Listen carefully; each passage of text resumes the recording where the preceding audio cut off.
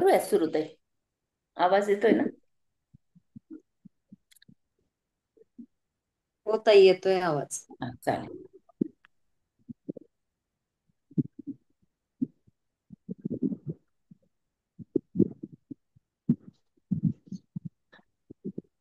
देवं कंसचाणूरमर्दनं देवकी परमानन्दं कृष्णं वन्दे जगद्गुरुं श्रीकृष्णं वन्दे जगद्गुरुं. जय श्रीकृष्ण सर्वांना. अध्याय 11, श्लोक क्रमांक 19. अनादिमध्यान्तमनन्तवीर्यम् अनन्तबाहुं शशिसूर्यनेत्रम् पश्यामि त्वां दीप्तहुताशवक्त्रम् स्वतेजसा विश्वमिदन्तपन्तम्. आपण आधी, मध्य आणि अंत नसलेले, अनंत सामर्थ्याने युक्त, अनंत बाहू असलेले चंद्र व सूर्य हे ज्यांचे नेत्र आहेत, पेटलेल्या अग्नीसारखे ज्यांचे मुख आहे आणि आपल्या तेजाने या जगाला तापवणारे असे आहात, असे मला दिसते, असे अर्जुन श्रीकृष्णाला म्हणत आहे त्याचे विराट रूप पाहून. येथे अर्जुनाने भगवंताचे विराट रूप हे अनंत असल्याचे सांगितले आहे आणि येथे ते उत्पत्ती इत्यादी 6 विकारांनी रहित असे नित्य आहे असे देखील सांगितलेले आहे. म्हणून पुनरुक्तीचा दोष नाही. याचा अर्थ अशा प्रकारे समजून घेतला पाहिजे की आदी हा शब्द उत्पत्तीचा, मध्य हा उत्पत्ती आणि विनाश यामधील असणाऱ्या स्थिती, वृद्धी, क्षय व परिणाम या 4 भावविकारांचा आणि अंत हा शब्द विनाशरूपी विकाराचा वाचक आहे. हे तिन्ही ज्याच्यात नसतील त्याला अनादि मध्यांत असे म्हणतात. म्हणून येथे अर्जुनाच्या या म्हणण्याचा असा भावार्थ आहे की मी तुम्हाला उत्पत्ती इत्यादी 6 भावविकारांनी पूर्णपणे रहित असा पाहत आहे. अनंत वीर्यम याचा भावार्थ काय आहे असे विचार. वीर्य हा शब्द सामर्थ्य, तेज, बल आणि शक्ती इत्यादींचा वाचक आहे.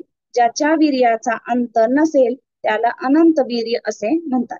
येथे अर्जुनाने भगवंतांना अनंत वीर्य असे म्हणून असे दाखवले आहे की तुमचे बल, वीर्य, सामर्थ्य आणि तेज यांना काही सीमा नाही. अनंत बाहुम याचा अर्थ काय आहे असे देखील विचार. ज्याच्या भुजांना अंत नसेल त्याला अनंत बाहू असे म्हणतात. याद्वारे अर्जुनाने असे दाखवले आहे की तुमच्या या विराट रूपामध्ये मी जिकडे पाहतो तिकडे मला अगणित भुजा दिसत आहेत. शशी सूर्य नेत्रम याचा अर्थ काय आहे. याद्वारे अर्जुनाने असे दाखवले आहे की चंद्रमा आणि सूर्य यांना मी तुमच्या दोन्ही डोळ्यांच्या ठिकाणी पाहत आहे. याचा अर्थ असा की या विराट रूपामध्ये मला सगळीकडे तुमची असंख्य मुखे दिसत आहेत. त्यामधील जे तुमचे मुख्य मुख आहे त्या मुखावर नेत्रांच्या स्थानी चंद्रमा व सूर्य हे आहेत असे मी पाहत आहे. हुताश हे अग्नीचे नाव आहे. तसेच प्रज्वलित अग्नीला दीप्त हुताश असे म्हणतात आणि ज्याचे मुख त्या प्रज्वलित अग्नीसारखे प्रकाशमान व तेजपूर्ण असेल त्याला दीप्त हुताश वक्त्र असे म्हणतात. याद्वारे अर्जुनाने असे दाखवले आहे की तुमचे मुख्य मुख हे मी सगळीकडून प्रज्वलित अग्नीप्रमाणे तेज आणि प्रकाशयुक्त असे पाहत आहे. आपल्या तेजाने जगताला संतप्त करताना मी पाहत आहे. याचा अभिप्राय काय आहे. या ठिकाणी अर्जुनाला असे सांगण्यात आले आहे की जणू तुम्ही आपल्या तेजाने मी ज्याच्यात उभा आहे त्या विश्वाला संतप्त करीत आहात असे मला दिसत आहे. द्यावा पृथिव्यारिदमन्तरं हि व्याप्तं त्वयेकेन दिशश्च सर्वाः दृष्टाद्भूतं रूपमुग्रं तवेदं लोकत्रयं प्रव्यथितं महात्मन्. हे महात्मन, हे स्वर्ग आणि पृथ्वी यांच्यामधील आकाश आणि सर्व दिशा फक्त आपण एकट्यानेच व्यापून टाकल्या आहेत. आपले हे अलौकिक आणि भयंकर रूप पाहून तिन्ही लोक अत्यंत भयभीत झालेले आहेत. असे म्हणण्याचे तात्पर्य काय असे, म्हणजे या श्लोकाचे तात्पर्य काय असे विचारलेले आहे. महात्मन या संबोधनाने भगवंताला संपूर्ण विश्वाचा महान आत्मा असे सांगून अर्जुन म्हणत आहेत की तुमचे हे विराट रूप इतके विस्तृत आहे की स्वर्ग व पृथ्वी यांच्यामधील हे आकाश आणि सर्व दिशा त्यामुळे व्याप्त होत आहेत. जिथे तुमचे स्वरूप नाही असे स्थान मला कुठेही दिसत नाही. तुमचे हे अद्भुत व अत्यंत उग्र रूप इतके भयानक आहे की स्वर्ग, मृत्यू आणि अंतरिक्ष या तिन्ही लोकातील जीव हे रूप पाहून भयाने अत्यंत त्रस्त व पीडित होत आहेत असे मला दिसत आहे. त्यांची दशा अत्यंत शोचनीय झालेली आहे. अमीहित्वा सुरसंघा विशन्ति केचित् प्राञ्जलयो गृह्णन्ति स्वस्तीत्युक्त्वा महर्षिर्सिद्धसङ्घा स्तुवन्ति त्वां स्तुतिभिः पुष्कलाभिः. तेच देवांचे समुदाय आपल्यात फिरत आहेत आणि काही भयभीत होऊन हात जोडून आपल्या नावांचे व गुणांचे वर्णन करीत आहेत. तसेच महर्षी व सिद्धांचे समुदाय सर्वांचे कल्याण होवो अशी मंगलाशा करून उत्तमोत्तम स्तोत्रे म्हणून आपली स्तुती करीत आहेत. सुरसंगा याच्या बरोबर आम्ही हे विशेषण देऊन तेच तुमच्यामध्ये प्रवेश करीत आहेत असे म्हणण्याचे तात्पर्य काय आहे? सुरसंगा या पदाबरोबर परोक्षवाची आम्ही हे विशेषण देऊन अर्जुनाने असे दाखवले आहे की मी जेव्हा स्वर्ग लोकात गेलो होतो तेव्हा तेथे जे जे देव समुदाय मी पाहिले होते तेच तुमच्या या विराट रूपामध्ये प्रवेश करीत आहेत असे मला आज दिसत आहे. कितीतरी लोक भयभीत होऊन हात जोडून तुमची नावे व गुण यांचा उच्चार करीत आहेत. या म्हणण्याचा भावार्थ काय आहे? याद्वारे अर्जुनाने असे दाखविले आहे की पुष्कळसे देव भगवंताच्या उग्र रूपात प्रवेश करीत आहेत. असे पाहून उरलेले देव हे आपण फार काळ वाचू शकणार नाही असे वाटून भीतीने हात जोडून तुमचे नाम व गुण यांचे गायन करीत तुम्हाला प्रसन्न करण्याचा प्रयत्न करीत आहेत. महर्षी सिद्धसंघ हा शब्द कशाचा वाचक आहे आणि ते सर्वांचे कल्याण असो असे म्हणून पुष्कळशा स्तोत्रांनी तुमची स्तुती करत आहेत. या म्हणण्याचा अभिप्राय काय आहे? मरीची, अंगिरा, भृगु इत्यादी महर्षींचे आणि ज्ञात व अज्ञात अशा सिद्ध पुरुषांचे जितके विभिन्न समुदाय आहेत त्या सर्वांचे वाचक येथे महर्षी सिद्धसंघा हे पद आहे. हे ते सर्वांचे कल्याण असो असे म्हणून पुष्कळशा स्तोत्रांनी तुमची स्तुती करीत आहेत असे म्हणून अर्जुनाने हे दाखविले आहे की ते तुमच्या तत्वाचे यथार्थ रहस्य जाणणारे असल्यामुळे ते तुमचे हे उग्र रूप पाहून भयभीत होत नाहीत, तर संपूर्ण जगाच्या कल्याणासाठी प्रार्थना करीत अनेक प्रकारच्या सुंदर भावमय स्तोत्रांनी श्रद्धेने आणि प्रेमाने तुमचे स्तवन करीत आहेत असे मला दिसत आहे. रुद्रादित्या वसवो एच साध्या विश्वेशिनो मरुतश्चोष्मपाश्च गंधर्व यक्षासुरसिद्ध संघा वीक्षन्ते त्वां विस्मिताश्चैव सर्वे. 11 रुद्र, 12 आदित्य तसेच 8 वसु, साध्यगण, विश्वे देव, 2 अश्विनी कुमार, मरुदगण आणि पितरांचे समुदाय तसेच गंधर्व, यक्ष, राक्षस आणि सिद्धांचे समुदाय आहेत ते सर्वच चकित होऊन आपल्याकडे पाहत आहेत. 11 रुद्र, 12 आदित्य, 8 वसु आणि 49 मरुत या 4 प्रकारच्या देवतांच्या समूहाचे वर्णन 10व्या अध्यायातील 21व्या आणि 23व्या श्लोकांच्या व्याख्येमध्ये आलेले आहे. तसेच अश्विनी कुमारांचा उल्लेख 11व्या अध्यायातील 6व्या श्लोकाच्या टिपेमध्ये केलेला आहे. मन, हनुमंता, प्राण, नर, यान, चित्ती, हय, नय, हंस, नारायण, प्रभव व विभू हे 12 साध्य देव आहेत. क्रतु, दक्ष, श्रव, सत्य, काल, काम, धुनी, कुवान, प्रभुवान आणि रोचमान असे हे 10 विश्वदेव आहेत. आदित्य आणि रुद्र इत्यादी देवांचे 8 गण समुदाय आहेत. त्यापैकी साध्य आणि विश्वेदेव हे ही 2 विभिन्न गण आहेत.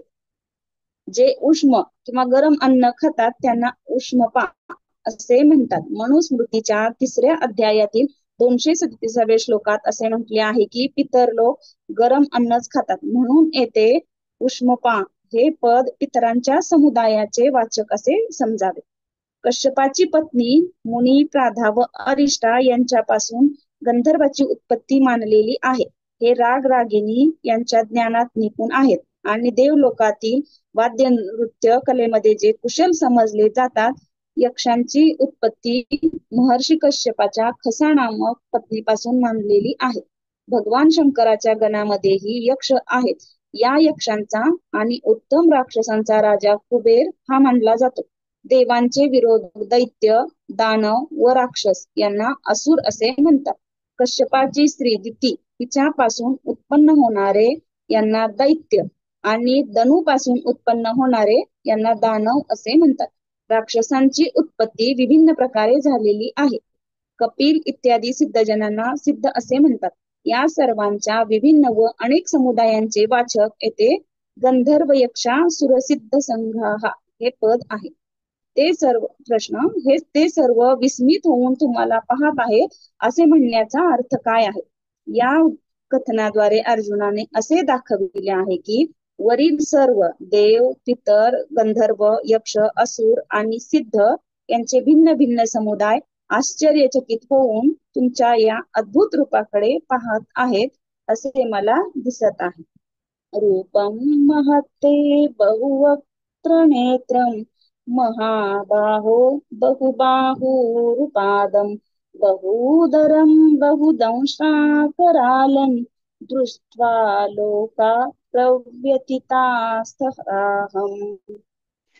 हे महाबाहो, आपले अनेक तोंडे, अनेक डोळे, अनेक हात, मांड्या व पाय असलेले, अनेक पोटांचे आणि अनेक दाढांमुळे अतिशय भयंकर असे महान रूप पाहून सर्व लोक व्याकुळ होत आहेत. तसेच मीही व्याकुळ होत आहे. 16व्या श्लोकात अर्जुनाने फक्त ते रूप पाहिले असे सांगितले होते आणि येथे ते पाहून इतर लोक व स्वतः आपण व्याकुळ झालो असे तो सांगत आहे. म्हणून त्या रूपाचे त्याने पुन्हा वर्णन केले आहे. तिन्ही श्लोक व्यथित झाल्याची गोष्ट 20व्या श्लोकात सांगितली होती. मग या श्लोकात पुन्हा सांगण्याचा अर्थ काय आहे.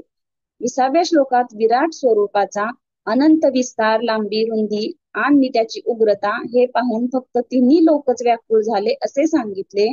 या श्लोकात त्याला अनेक हात, पाय, मांड्या, मुख, नेत्र व पोट यांनी युक्त आणि पुष्कळशा दाढा असल्यामुळे अत्यंत विक्राळ रूपात पाहून स्वतः व्याकुळ असल्याचे अर्जुन सांगत आहेत. म्हणून येथे पुनरुक्तीचा दोष नाही. नभं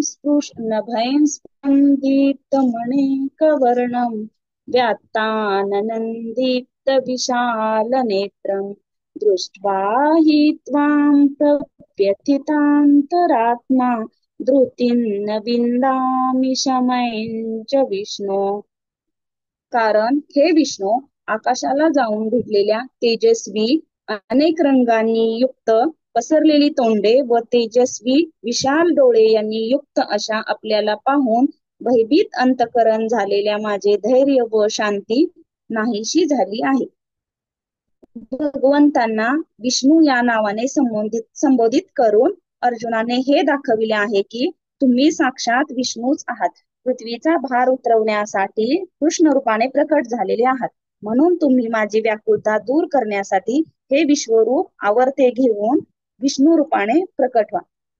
20व्या श्लोकात विराट रूपाच्या लांबी रुंदीचे वर्णन करून तिन्ही लोक व्याकुळ झाले असे सांगितले आहे आणि या श्लोकात त्याची असीम लांबी पाहून अर्जुनाने आपल्या व्याकुळतेचे व धैर्य आणि शांती लोपल्याचे वर्णन केले आहे. यामुळे येथे नभस्पृशम हे विशेषण वापरलेले आहे. 17व्या श्लोकात दीप्तमंतम हे विशेषण दिले होते. मग येथे दीप्तम हे विशेषण लावण्याची काय गरज होती. तेथे फक्त भगवंताचे रूप पाहण्याची गोष्ट सांगितली होती. येथे ते पाहून धैर्य व शांती हे लोप पावल्याचे सांगितले आहे. म्हणून त्या रूपाचे पुन्हा वर्णन केलेले आहे. अर्जुनाने आपण व्याकुळ झाल्याचे 23व्या श्लोकात सांगितले होते. मग या श्लोकात प्रव्यथितांतरात्मा हे विशेषण देण्याचा भावार्थ काय आहे.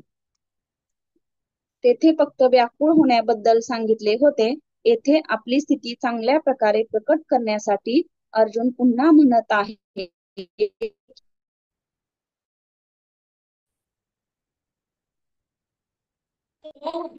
फक्त व्याकुळच होत नाही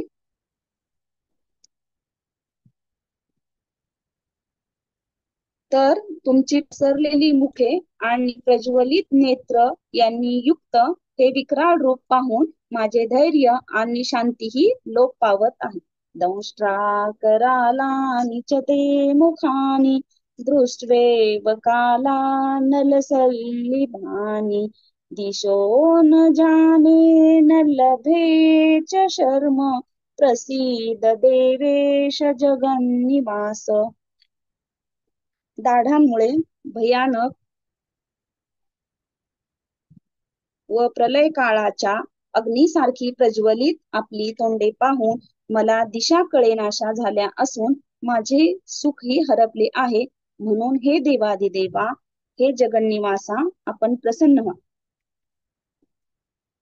या ठिकाणी भगवंताचे विराट रूप अर्जुनाने भगवंताचे विराट रूप पाहून अर्जुन खूप व्याकुळ झाल्याचे सांगितले होते. आणि येथे तो दिग्भ्रम व सुखाचा अभाव या गोष्टी विशेषपणे सांगत आहे. म्हणून त्याच विशेषणाचा मुखांबरोबर पुन्हा प्रयोग केला आहे.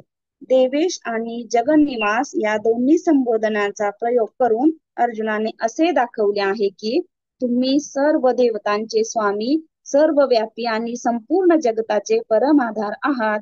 ही गोष्ट मी पूर्वीच ऐकली होती आणि तुम्ही तसेच आहात याचा मला विश्वास पटला. आज मी तुमचे ते विराट स्वरूप प्रत्यक्ष पाहिले. तुम्ही देवेश आणि जगन्निवास आहात याबद्दल आता कोणताही संशय राहिलेला नाही.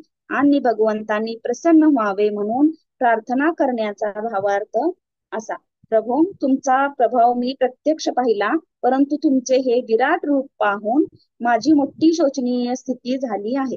माझे सुख, शांती व धैर्य यांचा नाश झालेला आहे. इतकेच काय, मला दिशांचेही ज्ञान राहिलेले नाही. म्हणून दया करून तुम्ही आता आपले हे विराट स्वरूप लवकर आवरून घ्या. अनीचत्वान् धृतराष्ट्रस्य पुत्रास् सर्वे सहेवावनिपालसङ्घेः भीष्मो द्रोणसूतपुत्रस्तथासौ सहस्मदीयैरपि योधमुख्यैः वक्त्राणि ते त्वरणामा विशन्ति दंष्ट्राकरालानि भयानकानि केचित् विलग्ना दशनान्तरेषु सदृश्यन्ते चूर्णितैरुत्तमाङ्गैः. ते सर्व धृतराष्ट्राचे पुत्र राजसमुदायासह आपल्यात प्रवेश करीत आहेत आणि पितामह भीष्म, द्रोणाचार्य, तसेच तो कर्ण आणि आमच्या बाजूच्याही प्रमुख योद्ध्यांसह सगळेच आपल्या दाडांमुळे भयंकर दिसणाऱ्या तोंडात मोठ्या वेगाने धावत धावत घुसत आहेत आणि कित्येक डोकी चिरडलेली आपल्या दातांच्या फटीत अडकलेली दिसत आहेत. आम्ही या पदाने अर्जुनाने असे दाखविले आहे की दुर्योधनादी जे धृतराष्ट्राचे पुत्र मी आत्ताच आपल्या समोर युद्धासाठी उभे असल्याचे पाहत होतो, तेच आता तुमच्यामध्ये प्रवेश करून नष्ट होत आहेत असे मला दिसत आहे. तसेच सर्वे व एव यांनी असे दाखविले आहे की ते दुर्योधनादी सर्वच्या सर्व तुमच्यामध्ये प्रवेश करत आहेत. त्या 100 पैकी एकही वाचला असेल असे नाही. या ठिकाणी भगवंतांना अर्जुनाला विराट रूप दाखवून युद्धासाठी प्रवृत्त करायचे आहे. त्यामुळे भगवंत अर्जुनाची म्हणजे स्थिती युद्धासाठी तयार व्हावी यासाठी हे दाखवत आहेत की पुढचे सर्व चित्रण अर्जुनाच्या डोळ्यासमोर चित्र तसं उभा करत आहेत की हे युद्ध केल्यानंतर असे हे होणार आहे. पुढची सगळी परिस्थिती अर्जुनाला दाखवत आहेत विराट रूपाच्या माध्यमातून. असं माझ्या म्हणजे मुखात आधीच गेले, त्यांचं मरण झालंय, तू फक्त निमित्त मात्र हो. हो, वनिपाल हा शब्द राजांचा वाचक आहे आणि अशा राजांचे पुष्कळसे समूह यांचे वाचक अवनिपाल संगे हे पद आहे. त्याचा आणि सह या पदाचा प्रयोग करून अर्जुनाने असे दाखवले आहे की फक्त धृतराष्ट्राच्या पुत्रांनाच मी तुमच्यामध्ये प्रविष्ट होताना पाहत नाही, तर त्यांच्या बरोबर दुर्योधनाची मदत करण्यासाठी आलेले सर्व राजांचे समूह हेही तुमच्यामध्ये प्रवेश करीत आहेत असे मला दिसत आहे. भीष्म आणि द्रोण यांची नावे स्वतंत्रपणे सांगण्याचे तात्पर्य काय आहे? पितामह भीष्म आणि गुरु द्रोण हे कौरव सेनेतील सर्वात मुख्य व महान योद्धे होते. ते परास्त होणे किंवा मारले जाणे हे फारच कठीण आहे असे अर्जुनाला वाटत होते. येथे दोघांची नावे घेऊन अर्जुन असे म्हणत आहे की भगवंता, दुसऱ्यांच्या बद्दल काय सांगायचे? भीष्म आणि द्रोणाचार्य यांच्यासारखे महान योद्धे हेही तुमच्या भयानक विक्राळ अशा मुखामध्ये प्रवेश करीत आहेत असे मी पाहत आहे. सुतपुत्र याच्या बरोबर असव हे विशेषण लावण्याचा अर्थ काय? सुतपुत्र हे म्हणजे कर्णाचं नाव आहे. कर्णासाठी सुतपुत्र हा शब्द इथे वापरलेला. वीरवर कर्णाशी अर्जुनाची स्वाभाविक स्पर्धा होती, त्यामुळे त्याच्या नावाबरोबर असव या विशेषणाचा प्रयोग करून अर्जुन असे दाखवित आहे की आपल्या शूरतेच्या घमेंडीमुळे जो कर्ण सर्वांना तुच्छ समजत होता, तोही आज तुमच्या विक्राळ मुखामध्ये पडून नष्ट होत आहे.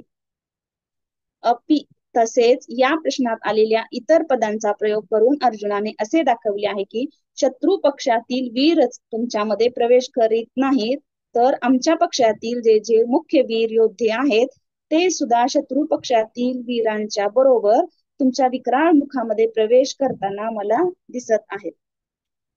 त्वरनामा हे पूर्वीच्या श्लोकामध्ये वर्णन केलेल्या दोन्ही पक्षातील सर्व योद्ध्यांचे विशेषण आहे. दंष्ट्राकराली हे मोठमोठ्या भयानक दाडांच्यामुळे विक्राळ आकृतीच्या मुखांचे विशेषण आहे आणि जे पाहिल्यामुळेच भय उत्पन्न करणारे आहेत त्यांना भयानकाही असे म्हटले आहे.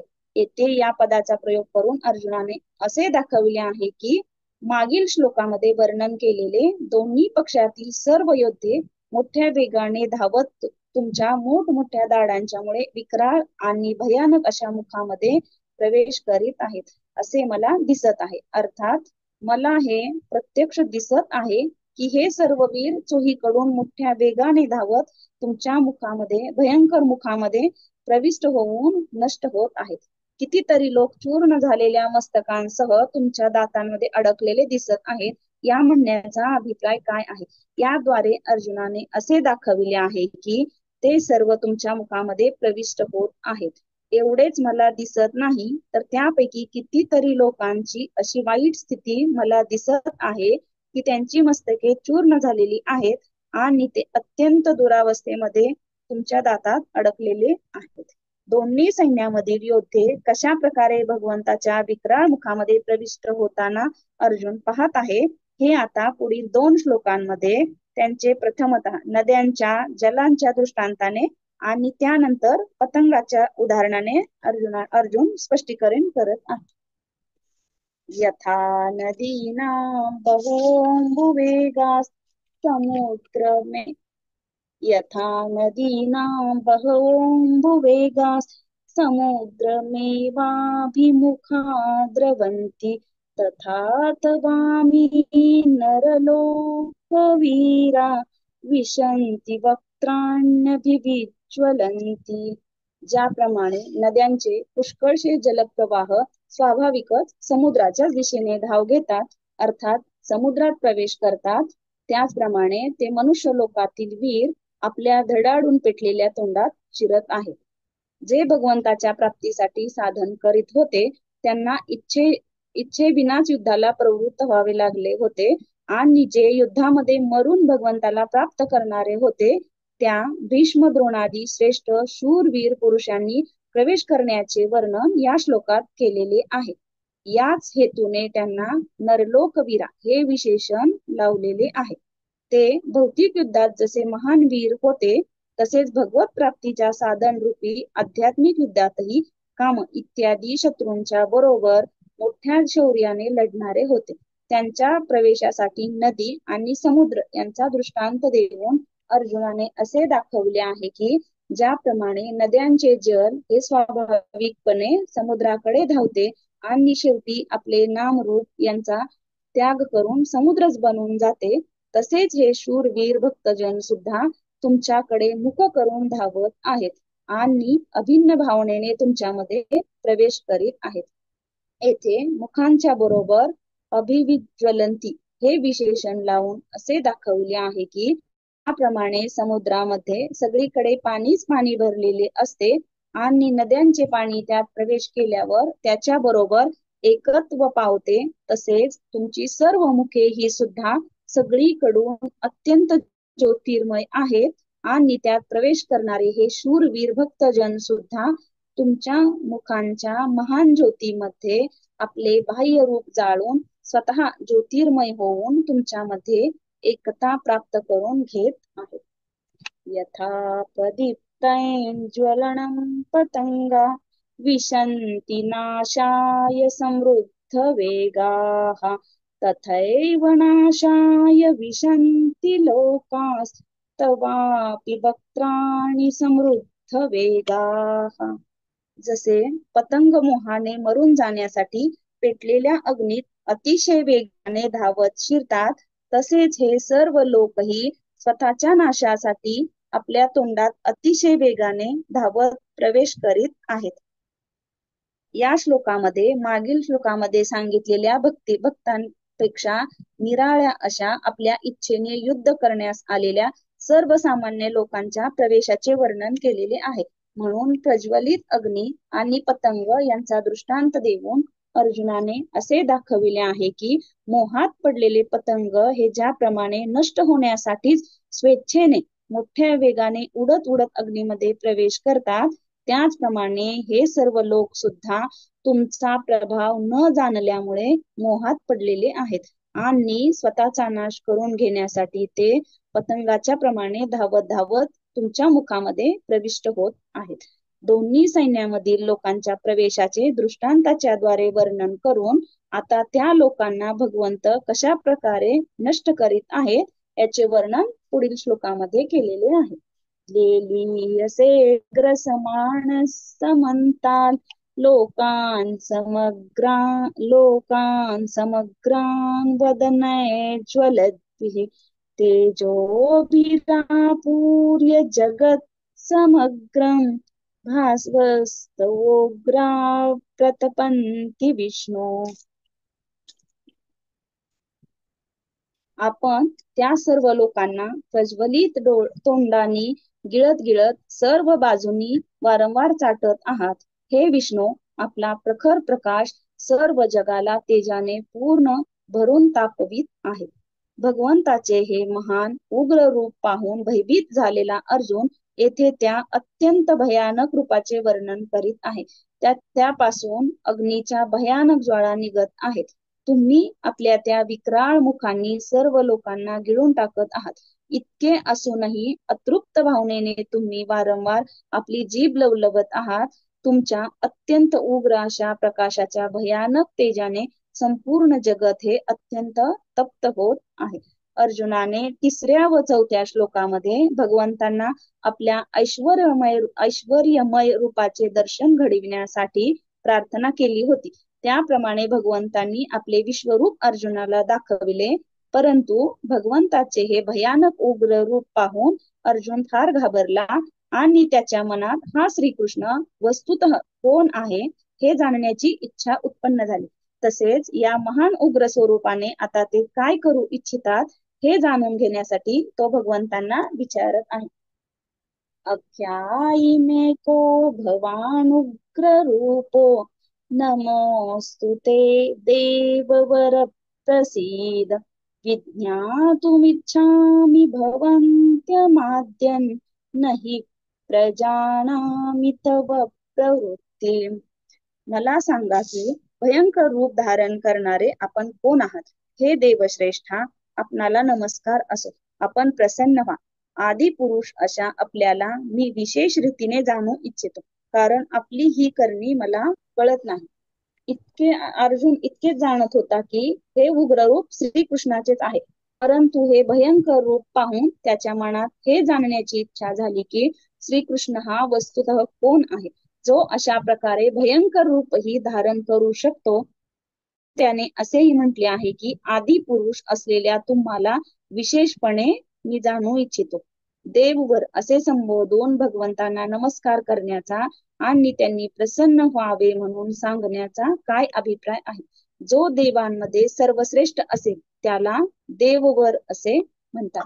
म्हणून भगवंतांना देववर या नावाने संबोधित करून अर्जुन त्यांचे ईश्वरत्व प्रकट करीत त्यांना नमस्कार करीत आहे. तसेच त्यांचे भयानक रूप पाहून अर्जुन भयभीत झाला होता, म्हणून तो त्यांना प्रसन्न होण्याची प्रार्थना करीत आहे. तुमची प्रवृत्ती मी जाणत नाही या म्हणण्याचा काय अभिप्राय? याद्वारे अर्जुनाने असे दाखविले आहे की ज्या रूपामध्ये कौरव पक्षातील आणि आमच्या पक्षातील जवळजवळ सर्व योद्धे प्रत्यक्ष नष्ट होताना दिसत आहेत, इतके हे भयंकर रूप तुम्ही मला का दाखवित आहात आणि यानंतर लगेचच तुम्ही काय करू इच्छिता हे रहस्य मला समजले नाही.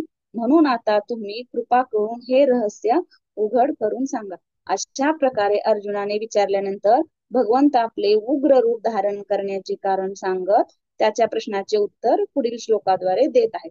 श्री भगवान वाच कालोऽस्मि लोकाक्षयकृत् प्रवृद्धो लोकान् समाहर्तुमिह प्रवृत्तः ऋतेऽपि त्वां न भविष्यन्ति सर्वे एव स्थिता प्रत्यनिकेषु योद्धाः.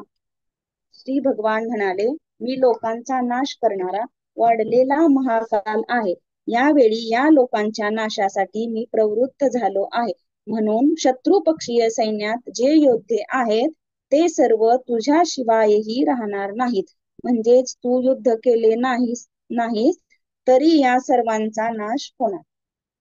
असे म्हणून भगवंतांनी अर्जुनाच्या पहिल्या प्रश्नाचे उत्तर दिलेले आहे. अर्जुन हे जाणू इच्छित होते की तुम्ही कोण आहात. भगवंताच्या या म्हणण्याचा अभिप्राय असा की मी संपूर्ण जगताचे सृजन, पालन व संहार करणारा साक्षात परमेश्वर आहे. म्हणून यावेळी तू मला या सर्वांचा संहार करणारा साक्षात काल आहे असे समज.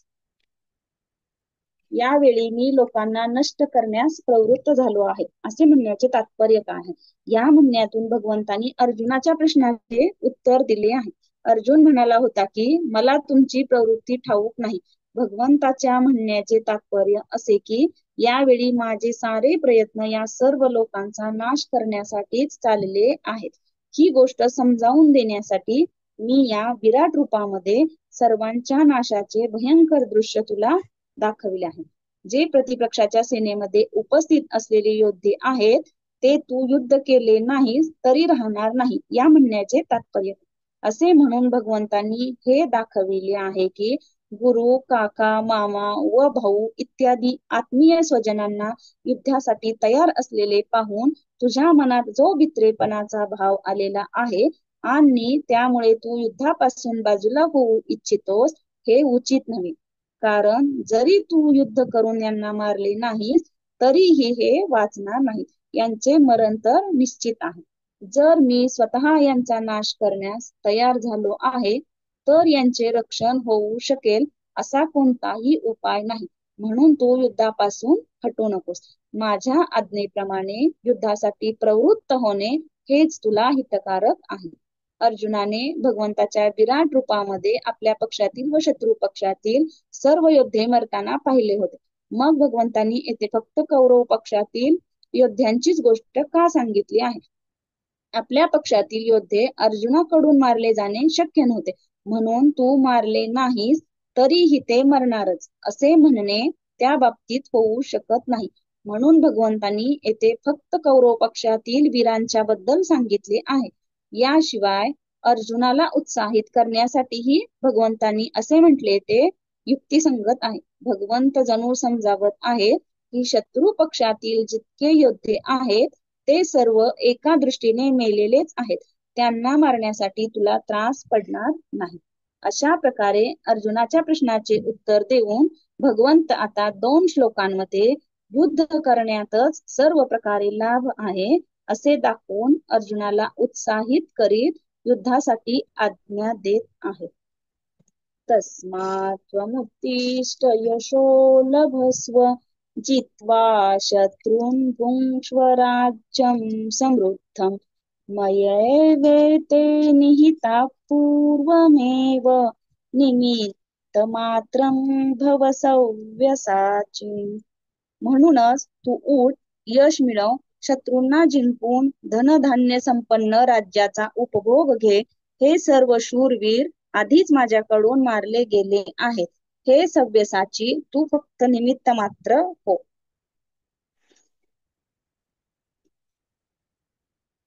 तस्मात याच्या बरोबर उत्तिष्ठ या क्रियेचा प्रयोग करून भगवंतांनी असे दाखविले आहे की जरी तू युद्ध केले नाहीस तरी हे सर्वजण वाचणार नाहीत, नक्कीच मरतील. मग युद्ध करणे हेच तुला सर्व दृष्टीने लाभदायक आहे. म्हणून कशाही प्रकारे युद्धापासून हटू नको, उत्साहाने उभा राहा.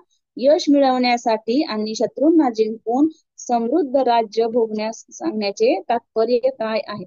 याद्वारे भगवंतांनी असे दाखविले आहे की या युद्धात तुझा विजय निश्चित आहे. म्हणून शत्रूंना जिंकून धनधान्याने संपन्न अशा महान राज्याचा तू उपभोग घे आणि दुर्लभ अशी कीर्ती प्राप्त कर. ही संधी दवडू नकोस.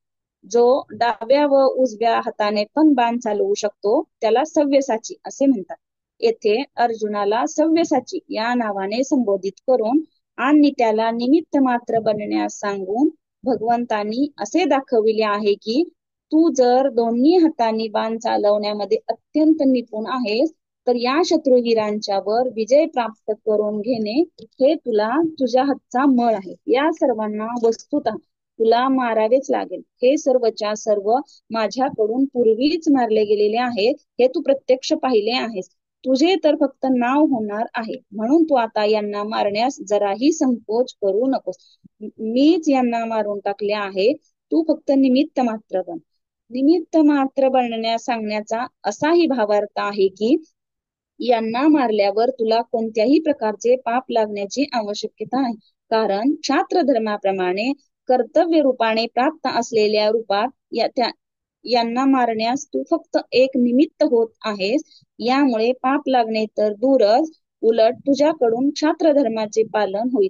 म्हणून तू आपल्या मनात कोणत्याही प्रकारचा संशय न बाळगता अहंकार व ममता हे सोडून उत्साहाने युद्धास प्रवृत्त झाले पाहिजे.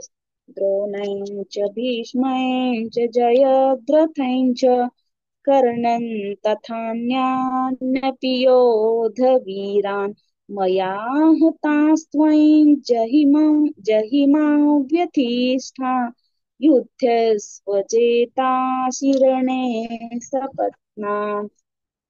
द्रोणाचार्य आणि पितामह भीष्म तसेच जयद्रथ आणि कर्ण त्याचप्रमाणे माझ्याकडून मारले गेलेल्या इतरही पुष्कळ शूर योद्ध्यांना तू मार. भिवू नकोस. युद्धात खात्रीने तू शत्रूंना जिंकशील म्हणून युद्ध कर. द्रोणाचार्य हे धनुर्वेद तसेच इतर शस्त्रास्त्रांच्या प्रयोगाच्या विद्येमध्ये अत्यंत पारंगत आणि युद्धकलेमध्ये परम निपुण असे होते. जोपर्यंत त्यांच्या हातात शस्त्र असेल तोपर्यंत त्यांना कोणीही मारू शकणार नाही ही गोष्ट प्रसिद्ध होती. त्यामुळे अर्जुन त्यांना अजेय समजत होता. तसेच गुरु असल्यामुळे अर्जुन त्यांना मारणे हे पापही मानत होता. भीष्म पितामहांची शूरता जगप्रसिद्ध होती. परशुरामासारखा अजेय वीरालाही त्यांनी चकवले होते. तसेच त्यांचा पिता शांतनू याने त्यांना हे वरदान दिले होते की त्यांच्या स्वतःच्या इच्छेविना मृत्यू सुद्धा त्यांना मारू शकणार नाही. या सर्व कारणामुळे अर्जुनाची अशी धारणा होती की पितामह भीष्म यांच्यावर विजय प्राप्त करणे हे सोपे काम नाही. त्याचबरोबर पितामह भीष्म यांचा आपल्या हातांनी वध करणे हे त्याला पाप वाटत होते. त्याने कित्येक वेळा म्हटले सुद्धा आहे की मी त्यांना मारू इच्छित नाही. जयद्रथ हा स्वतः मोठा वीर होता आणि भगवान शंकराचा भक्त असल्यामुळे त्याच्याकडून दुर्लभ वरदान मिळवून तो मोठा दुर्जय झाला होता. दुर्योधनाची बहीण दुश्शला हिचा पती असल्यामुळे हा पांडवांचा सुद्धा मेहुणा लागत होता. म्हणून स्वाभाविकपणे सौजन्य व आत्मीयता यांच्यामुळे अर्जुन त्याला मारण्यास संकोच करीत होता. अर्जुन हा कर्णालाही कोणत्याही प्रकारे आपल्यापेक्षा कमी वीर मानत नव्हता.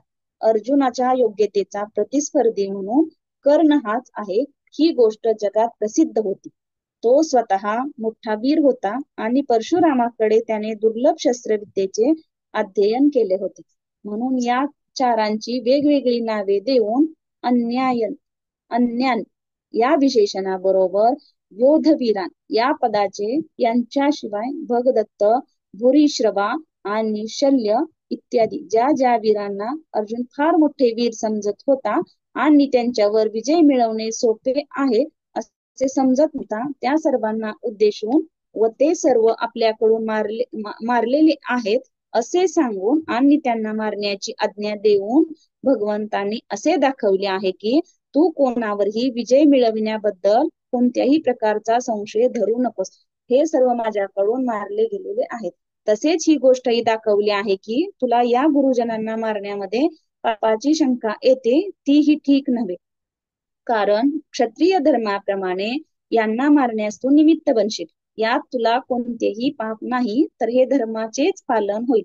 म्हणून उठ आणि त्यांच्यावर विजय मिळव. मा व्यतिष्ठा याचा अर्थ काय? याद्वारे भगवंतांनी अर्जुनाला असे आश्वासन दिले आहे की माझे उग्र रूप पाहून तू इतका भयभीत आणि व्यतीत होत आहेस, हे बरोबर नाही. मी तुझा आवडता तोच कृष्ण आहे, म्हणून तू जराही भिवू नकोस आणि संतप्त बनू नकोस. युद्धामध्ये शत्रूंना तू नक्की जिंकशील म्हणून युद्ध कर. या म्हणण्याचा अभिप्राय काय आहे? अर्जुनाच्या मनात या गोष्टीची शंका होती की कोणास ठाऊक युद्धात आम्ही जिंकू की आमचे हे शत्रू आम्हाला जिंकणार. ती शंका दूर करण्यासाठी भगवंताने असे म्हटले आहे की भगवंताच्या म्हणण्याचा असा अभिप्राय की युद्धात नक्की तुझा विजय होईल, म्हणून तू उत्साहाने युद्ध केले पाहिजेस. अशा प्रकारे भगवंताच्या मुखाने सर्व गोष्टी ऐकल्यावर अर्जुनाची स्थिती कशी झाली व त्याने काय केले या जिज्ञासेबद्दल संजय म्हणत आहेत. संजय उवाच एतच्छ्रुत्वा वचनं केशवस्य कृताञ्जलिर् एतच्छ्रुत्वा वचनं केशवस्य कृताञ्जलिर्वेपमानः किरीटी नमस्कृत्वा भूय एवाह कृष्णं सगद्गदं भीत प्रणम्य.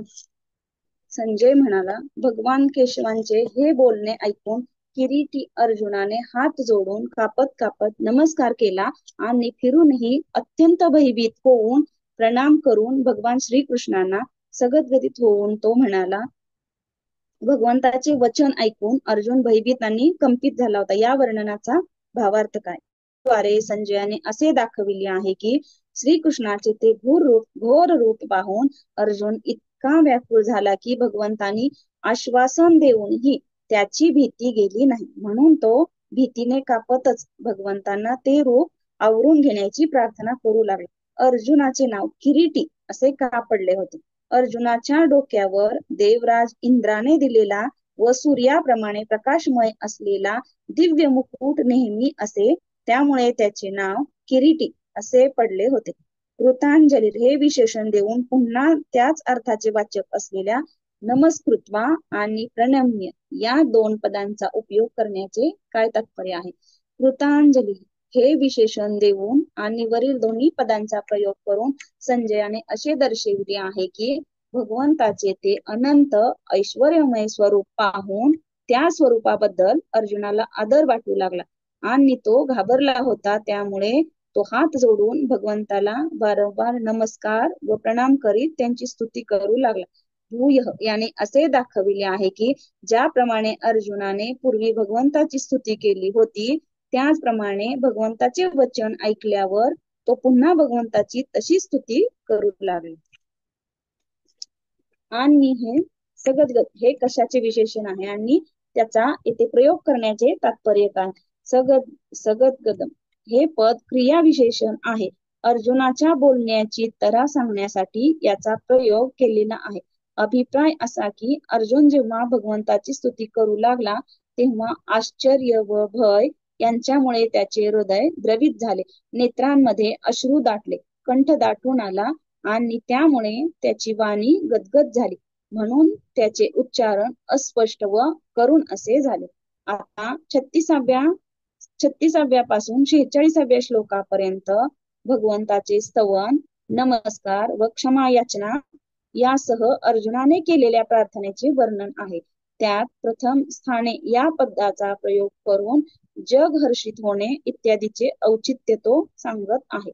अर्जुन उवाच स्थाने ऋषिकेश तव प्रकीर्त्या जगत् प्रहस्यत्यनुरज्यते च रक्षांसि भीतानि दिशो द्रवन्ति सर्वे नमस्यन्ति च सिद्धसंघाः. अर्जुन म्हणाला, हे अंतर्यामी, आपले नाव, गुण आणि प्रभाव यांच्या वर्णनाने जग अतिशय आनंदित होते व तुमच्यावर प्रेम करू लागते. तसेच भ्यालेले राक्षस दिशा दिशा पळून जात आहेत आणि सर्व सिद्धगणांचे समुदाय आपल्याला नमस्कार करीत आहेत. हे योग्यच आहे. स्थाने या पदाचा अभिप्राय काय? स्थाने हे अव्यय आहे आणि याचा औचित्याच्या अर्थाने प्रयोग झालेला आहे. याचा अभिप्राय असा की तुमच्या कीर्तनादीमुळे जग हर्षित होत आहे आणि ते प्रेम करीत आहे. तसेच राक्षसगण हे तुमचे अद्भुत रूप आणि प्रभाव यांना पाहून भीतीने इकडे तिकडे पळत आहेत. सिद्धांचे सर्व समुदाय तुम्हाला वारंवार नमस्कार करीत आहेत. हे सर्व योग्यच आहे. तसेच व्हायला पाहिजे, कारण तुम्ही साक्षात परमेश्वर आहात. कीर्ती हा शब्द येथे कीर्तनाचा वाचक आहे. त्याचबरोबर या उपसर्गाचा प्रयोग करून उच्च स्वराने कीर्तन करण्याचा भाव प्रकट केलेला आहे. याचा अभिप्राय असा की तुमचे नाव, रूप, गुण व प्रभाव आणि महात्म्य यांच्या उच्च स्वराच्या कीर्तनाद्वारे हे चराचरात्मक संपूर्ण जग अत्यंत प्रसन्न होत आहे आणि सर्व प्राणी प्रेमाने विव्हल होत आहेत. भगवंताचे विराट रूप फक्त अर्जुनच पाहत होता की संपूर्ण जग?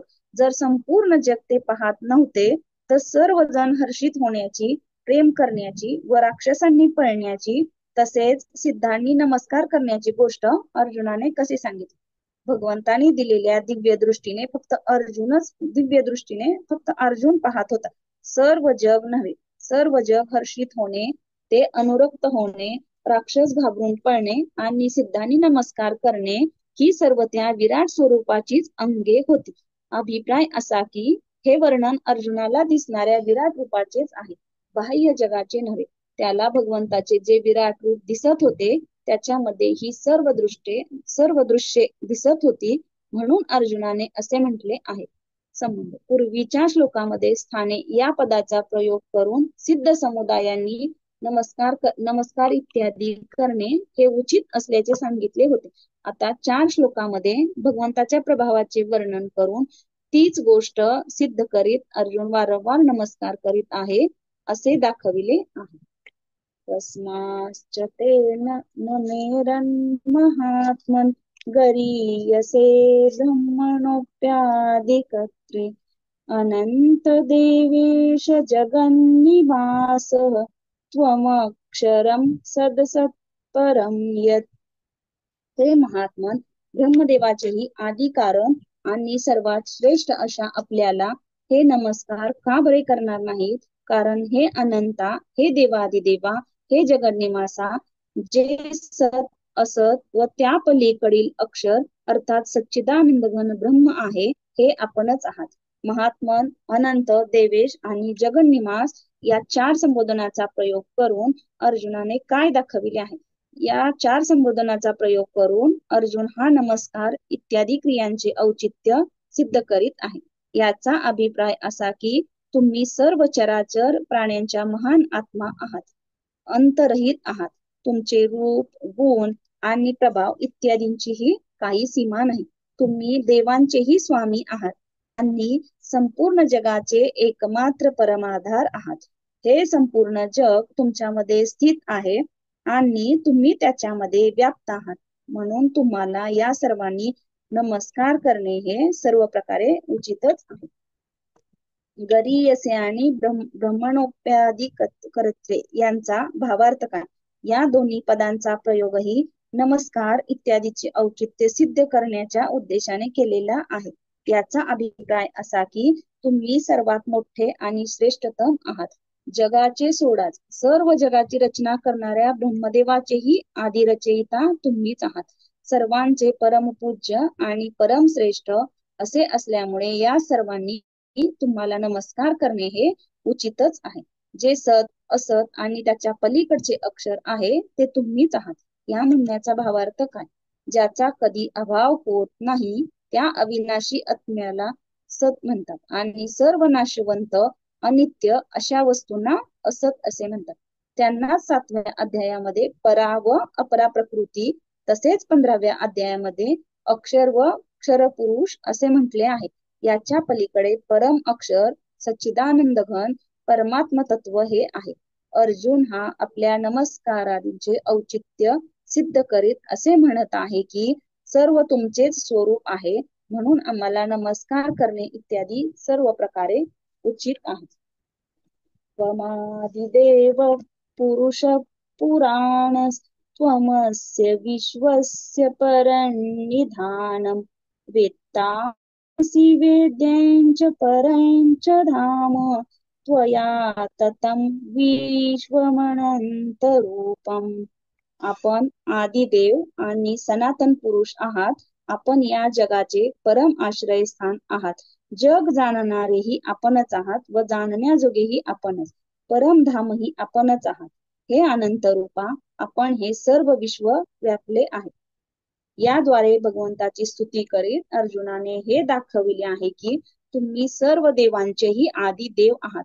अनादी कालापासून आणि कायमचे राहणारे सनातन असे नित्य पुरुष परमात्मा आहात. तुम्ही या जगाचे परम आश्रय आहात. या म्हणण्याचा भावार्थ काय आहे? या म्हणण्याद्वारे अर्जुनाने असे दाखविले आहे की सर्व जग प्रलय कालामध्ये तुमच्यामध्येच लीन होते आणि नेहमी तुमच्याच एखाद्या अंशामध्ये राहते, म्हणून तुम्हीच याचे परम आश्रय आहात. वेत्ता या पदाचा अभिप्राय काय? वेत्ता याद्वारे उत्तर, याद्वारे अर्जुनाने असे दाखविले आहे की तुम्ही या भूत, वर्तमान आणि भविष्य अशा संपूर्ण जगाला यथार्थपणे व पूर्णपणे जाणणारे सर्वांचे नित्यद्रष्टा आहात, म्हणून तुम्ही सर्वज्ञ आहात. तुमच्यासारखा सर्वज्ञ कोणीही नाही. वेद्यम या पदाचा भावार्थ काय? वेद्यम या पदाने अर्जुनाने असे दाखविले आहे की जो जाणण्यास योग्य आहे त्याला जाणणे हा मनुष्याचा परम उद्देश आहे. तसेच 13व्या अध्यायामध्ये 12व्या पासून 17व्या श्लोकापर्यंत ज्या ध्येय तत्वाचे वर्णन केलेले आहे ते साक्षात परब्रह्म परमेश्वर असे तुम्हीच आहात. परम या विशेषणासह धाम या पदाचा काय भावार्थ आहे? याद्वारे अर्जुनाने असे दाखविले आहे की जो मुक्त पुरुषांची परमगती आहे, ज्याला प्राप्त केल्यावर मनुष्य परत येत नाही, असे ते साक्षात परमधाम तुम्हीच आहात. अनंत रूप या संबोधनाचा भावार्थ काय? ज्याचे स्वरूप अनंत अर्थात असंख्य असेल त्याला अनंत रूप असे म्हणतात, म्हणून या नावाने संबोधित करून अर्जुनाने असे दाखविले आहे की तुमची रूपे असीम आणि अगणित आहेत. त्यांचा थांब कोणालाही लागू शकत नाही. हे संपूर्ण जग तुमच्यामुळे व्याप्त आहे या म्हणण्याचा भावार्थ काय? याद्वारे अर्जुनाने असे दाखविले आहे की संपूर्ण विश्वातील प्रत्येक परमाणूमध्ये तुम्ही व्यापून आहात. या विश्वातील कोणतेही स्थान तुमच्याशिवाय रिक्त नाही. वायुर्मनोविद्वरुणश्च शांक प्रजापतिस्त्वं प्रपितामहश्च नमो नमस्तेस्तु सहस्रकृत्व पुनश्च भूयोऽपि नमो नमस्ते. आपण वायू, यमराज, अग्नी, वरुण, चंद्र, प्रजेचे स्वामी ब्रह्मदेव आणि ब्रह्मदेवाचेही जनक आहात. आपल्याला हजारो वेळा नमस्कार नमस्कार असो. आपणाला आणखीही वारंवार नमस्कार नमस्कार असो. या कथनाद्वारे अर्जुनाने असे दाखविले आहे की ज्यांची नावे मी घेतली आहेत त्यांच्यासह नमस्कार करण्यास योग्य असे जितके देव आहेत ते सर्व तुमचेच स्वरूप आहेत, म्हणून सर्व प्रकारे सर्वांच्या द्वारे नमस्कार करण्यास योग्य असे तुम्हीच आहात. तुम्ही प्रपितामह अर्थात ब्रह्मदेवाचे पिता आहात. या म्हणण्याचा अर्थ काय? या कथनाद्वारे अर्जुनाने असे दाखविले आहे की संपूर्ण जग उत्पन्न करणारे कश्यप, दक्ष प्रजापती तसेच सप्तर्षी इत्यादींचे पिता असल्यामुळे ब्रह्मदेव हे सर्वांचे पितामह आहेत आणि त्या ब्रह्मदेवाला उत्पन्न करणारे तुम्ही आहात, म्हणून तुम्ही सर्वांचे प्रपितामह आहात. यासाठी तुम्हाला नमस्कार करणे हे सर्वथा उचितच हो. सहस्त्रकृत्वा या पदासह वारंवार नम या पदाचा प्रयोग करण्याचा भावार्थ करा. सहस्त्रकृत्वा या पदासह वारंवार नम या पदाचा प्रयोग करून असे दाखवले आहे की अर्जुन हा भगवंताबद्दल आदर दाखवून व आपल्या भयामुळे हजारो वेळा नमस्कार करूनही तृप्त होत नाही व त्यांना नमस्कारच करीत राहू इच्छितो. नमः पुरस्तादथ पृष्ठतस्ते नमोऽस्तुते सर्वत एव सर्व अनंत वीर्यामित विक्रमस्त्वं सर्वं समाप्नोषि ततोषि सर्वे. हे अनंत सामर्थ्यशाली, आपल्याला पुढून व मागूनही नमस्कार. हे सर्वात्मका, आपल्याला सर्व बाजूंनीच नमस्कार असो, कारण अनंत पराक्रमशाली अशा आपण सर्व जग व्यापले आहे, म्हणून आपण सर्वरूप आहात. सर्व या संबोधनाचा प्रयोग करून मागे व पुढे सगळीकडून नमस्कार करण्याचा भावार्थ काय आहे. सर्व या नामाने संबोधित करून अर्जुनाने असे दाखविले की तुम्ही सर्वांचे आत्मा, सर्वव्यापी आणि सर्वरूप आहात, म्हणून मी तुम्हाला मागे पुढे वर खाली डावीकडे उजवीकडे अशा सर्व बाजूने नमस्कार करतो, कारण जेथे तुम्ही नाहीत असे कोणतेही स्थान नाही, म्हणून सर्वत्र स्थित असलेल्या तुम्हाला मी सगळीकडून प्रणाम करतो. अमित विक्रम याचा भावार्थ या विशेषणाचा प्रयोग करून असे दाखविले की सामान्य मनुष्याच्या प्रमाणे तुमचा पराक्रम सीमित नाही, तुम्ही अपरिमित पराक्रमशाली आहात. अर्थात तुम्ही जशा प्रकारे शस्त्र करू पाहता तशा प्रयोगाची कोणी कल्पनाही करू शकत नाही. तुम्ही सर्व जग व्यापलेले आहे, त्यामुळे तुम्ही सर्वरूप आहात या म्हणण्याचा भावार्थ काय. पूर्वी अर्जुनाने भगवंतांना सर्व या नावाने संबोधित केले होते. आता या कथनाने तो त्यांची सर्वरूपता सिद्ध करत आहे. याचा भावार्थ असा की तुम्ही हे सर्व व्यापलेले आहे. विश्वामध्ये क्षुद्रातील क्षुद्र असा एकही अणु नाही, अशी कोणतीही जागा किंवा वस्तू नाही की जेथे आणि ज्याच्यामध्ये तुम्ही नाही, म्हणून सर्व काही तुम्हीच आहात. वास्तविक तुमच्यापेक्षा वेगळे जग, अशी कोणतीही वस्तू नाही, असे माझे मत आहे. अशा प्रकारे भगवंताची स्तुती आणि त्यांना प्रणाम करून भगवंताचे गुण व रहस्य आणि महात्म्य यथार्थपणे न जाणल्यामुळे वाणी आणि क्रिया यांच्याद्वारे केलेल्या अपराधांबद्दल क्षमा करण्यासाठी अर्जुन भगवंतांना 2 श्लोकांमध्ये प्रार्थना करीत आहे. घ्यायचंय का ताई अजून पुढे? थांबूयात ताई, अजून आहे ना. हो, ओके. नाही, उद्या परत सारांशाने हे होऊन जातं मग बाकीचे. हो, प्रार्थना घ्यायची का? हो चालेल. कोणाला बोलायचं का अजून?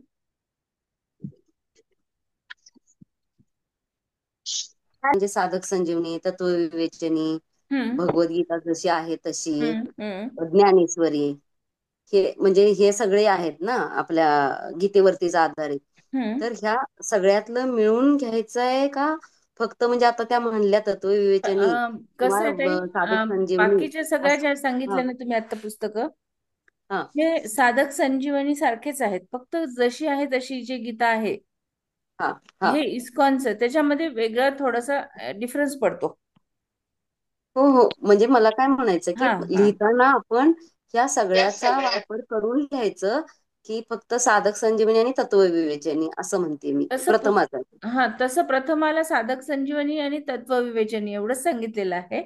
पण तुम्ही पण तुमच्या आकलनासाठी शेवटी आपल्याला काय करावं लागतं, दृष्टांत द्यावं लागतात म्हणा, उदाहरणं द्यावं लागतात, तर ते कुठलेही असू शकतात. चालतंय, म्हणजे इव्हन तसं आपण ज्ञानेश्वरी पण चालती. इव्हन ज्ञानेश्वरी मध्ये पण चालतात.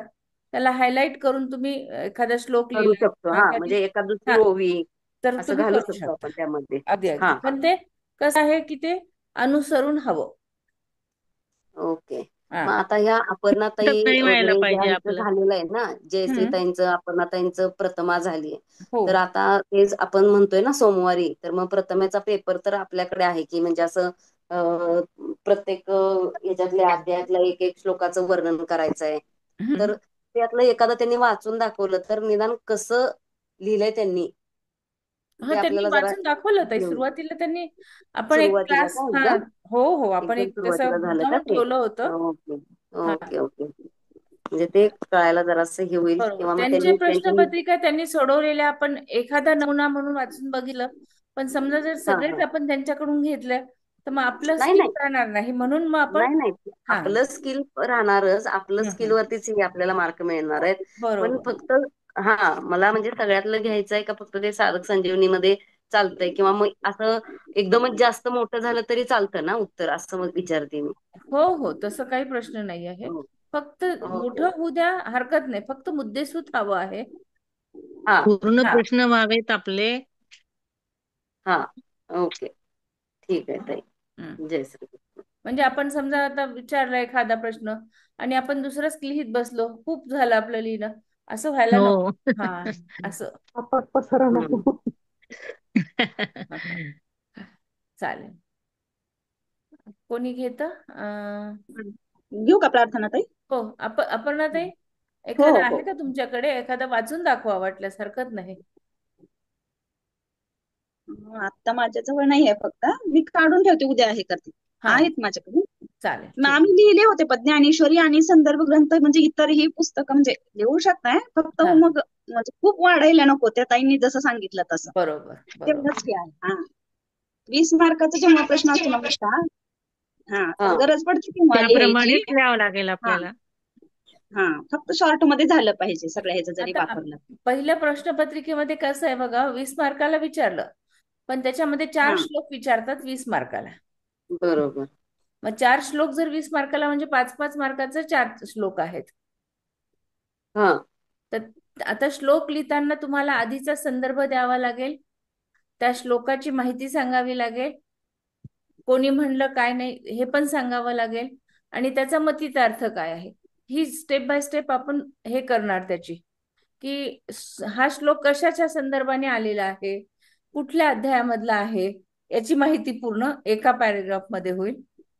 त्याच्यानंतर दुसऱ्या पॅरेग्राफ मध्ये पूर्ण त्याचा आपण जो पॉइंट वाईज लिहित आहोत, म्हणजे त्याचा भावार्थ काय हा वेगळा आणि त्याचा अर्थ काय आहे, त्या श्लोकाचा अर्थ काय आहे, मग त्याच्यामधले हा आलेले शब्द कुठले कुठले आहेत, ते कशामुळे तिथं वापरले गेले आहेत, याचा एक आपल्याला संदर्भ द्यावा लागेल. आणि सगळ्यात शेवटी परत त्याचा मतितार्थ म्हणा किंवा मग त्याचं पूर्ण की कशामुळे हे म्हणलेलं आहे वाक्य, काय नाही, अशा पद्धतीने. ठीक आहे ताई. ताई तुम्ही कसं केलं अपर्णा ताई? हा ताई, आता तुम्ही सांगितलं त्याच्याप्रमाणेच लिहिलंय, हा पण मला वाटतं की माझ्याकडून म्हणजे जास्त झालं लिखाण, म्हणजे माझं खूप झालं होतं. अच्छा. हा म्हणजे ताईचं जे मी सांगितले ना मागे उदाहरण, तर तिचे अगदी योग्य मुद्दे सुद्धा आणि थोडक्यामध्ये हे झालं, पण हा माझ्याकडून जास्त लिखाण झालं होतं माझं, मला असं वाटतंय. बर. हा थोडस म्हणजे कमी झालं तरी हरकत नाही, काय नाही. अच्छा. म्हणजे खूप पुस्तकं वापरल्यानंतर लिखाण पण जास्ती होतं त्या जास्त ह्याच्यामध्ये, होतं. हा वाढत जातं. त्यामुळे मोजकच वापरलेलं कधीही चांगलं. साधक संजीवनी, बर. तत्वविवेचनी, भारतात ज्ञानेश्वरी, हा मोजक्या अपर्णा ह्याचा ताई. जर वापर केला तर हा आटोपशीर उत्तर होतं. हा अजून म्हणजे म्हणजे जरी माझा आता अनुभव सांगते मी. हा हा तुम्ही आता वाचन करणारच असाल ना, तर एखादा आता हा जो एक श्लोक आहे तर मग चौथ्या अध्यायातला आता देव मेवा परे यज्ञ योगीन परिपासते तो जो आहे, तर त्याचं हा उत्तर म्हणजे हा श्लोक आहे, तर ह्याचं उत्तर जर तुम्ही हे केलं असेल कुठलाही श्लोक असू दे त्यातला, तर ते जरासं एकदा वाचून पुन्हा एकदा जरा असं कधी पण असं वेळ असेल त्यावेळी एक 5-10 मिनिटात हो जरा हो, आहेत दाखवा, म्हणजे माझ्याकडे मग पाहिजे जरा कळेल. आता तुम्ही भरपूर. कसं म्हणताय ना जादा झालं असं वाटतंय, मग हो तसं हो मग व्हायला नको ना, म्हणजे हो. आमचं जास्त लिहिण्याच्या ह्याच्यात बाबा ओघात आपण लिहित जातो ना, असं हा होतं. हा हा हा नाही ताई, मार्क किती आहे त्याच्याप्रमाणे लिहायचं. आता समजा 5 मार्क आहे तर एवढं जास्त नाही लिहायचं ना. 10 मार्क 5 असेल तर मार्काचा प्रश्नच प्रश्नाला थोडं नसतो ना, जास्त 5 लिहायचं. मार्क, हा 10-20 मार्काचे जास्त प्रश्न आहेत, मोठेच प्रश्न होते, त्याच्यामुळे जास्त लिहिलं होतं उत्तर. 10 हा किंवा 20 मार्काचा असेच प्रश्न आहेत. हो. म्हणजे आता मार्कानुसार लिहायचं, कारण खूप कमी मार्क असेल हो एवढं मोठं लिहायला तसंही नाही ना. नाही लिहिता येणार, बरोबर. 20 शकुंतला ताईंनी मार्काची पण, येताना हा, आम्ही चार शकुंतला फुल ताईंनी पण स्केच देतात. लिहिलेली आहे परीक्षा पहिली. हो कोणी? कोणी? शकुंतला ताईंनी पण पहिली परीक्षा दिलेली आहे. हो ना दिली ना मी हा, ग्रुप. तर नाही, मी 12 वाजे वाचते या आता.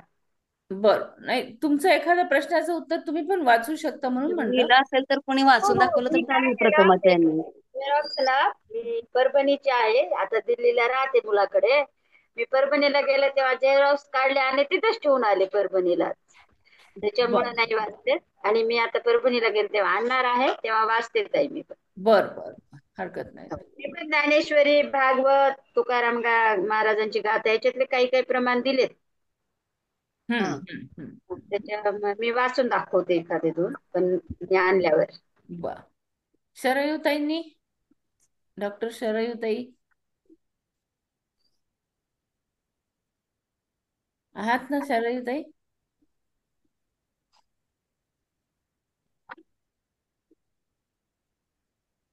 शरयूताई आहेत ना? नाही आहेत बहुतेक. बर. आहेत आहेत, आल्या आहेत बहुतेक. ना, हा.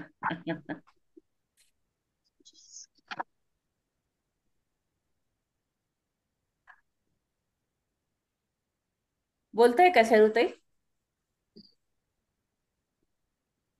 नाहीत बहुतेक. ठीक आहे, हरकत नाही. उद्या परत डिस्कस करूयात, काही प्रॉब्लेम नाही. चालेल, आपण थांबूया तिथं. शेवटची प्रार्थना घ्या ताई. हा, निशाताई सुद्धा आहेत, निशाताईंच्याकडे पण असणार आहेत. कोणाकडे? निशा कुलकर्णी त्याच तिचा आहेत ना? झेरॉक्सचा प्रॉब्लेम झाला होता हो. खूप तिला वेळ कमी मिळाल्यामुळे ना झेरॉक्सच काढल्या गेल्या नाहीत तिच्याकडून. काय अरे म्हणता ताई, प्रश्नपत्रिका वाचायची का उद्या? हो, हरकत नाही ताई. एखादा पेपर किंवा एखादा प्रश्न वाचून दाखवू शकाल? हो, आहे माझ्याकडे. हो हो माझ्याकडे पण चालेल. आहे, मी उद्या वाचते एका प्रश्नाचे. हो, हो चालेल. हा, ठीक आहे. हा, हो. वाचेल वाचेल. चालेल चालेल. ठीक आहे. आणि दैवमेवा परयज्ञमचा ह्या श्लोकाचं प्रश्नाचं उत्तर वाचून झालेले मागच्या व्हिडिओमध्ये आहे, ते रेकॉर्डिंग हो मध्ये. हो हो हो. हो, का? हा हा हा. यज्ञाचा जो प्रश्न आहे ठीक आहे. त्याचं उत्तर हा हा वाचलेलं आहे. हा हा. पूर्ण सेट आहे माझा. जो प्रश्न हवा असेल ते वाचेल. बर बर. चालेल. चालेल, काढून ठेवते संध्याकाळी. हो चालेल, काही हरकत नाही. चालेल. कोण घेतं प्रार्थना? हा, पर्णाताई. हो घेते. योगेशं सच्चिदानन्दं वासुदेवं व्रजप्रियं धर्मसंस्थापकं वीरं कृष्णं वन्दे जगद्गुरुं श्रीकृष्णं वन्दे जगद्गुरुं. जय श्रीकृष्ण. जय श्री कृष्ण सर.